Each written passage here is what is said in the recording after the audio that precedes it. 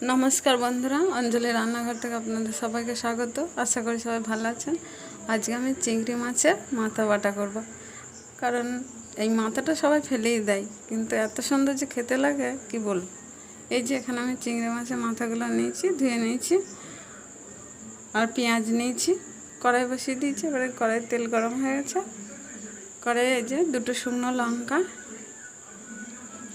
আর এই কোচানো পেঁয়াজ রেখেছি, পেঁয়াজ কুচিটা দিয়ে দিলাম। এবার আমি শুকনো লঙ্কার পেঁয়াজ কুচিটা ভালো করে ভেজে নেব।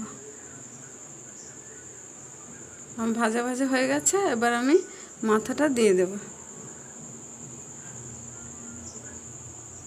চেরা কাঁচা লঙ্কাটা দিয়ে দিলাম, লবণ, হলুদ। এবার আমি ভালো করে ভেজে নেব।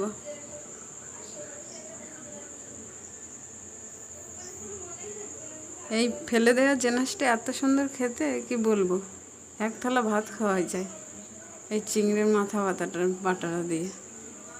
আপনারা দেখুন কত সুন্দর ভাজা হয়েছে। এখন আমি শিলনোড়ায় পেটে নেব।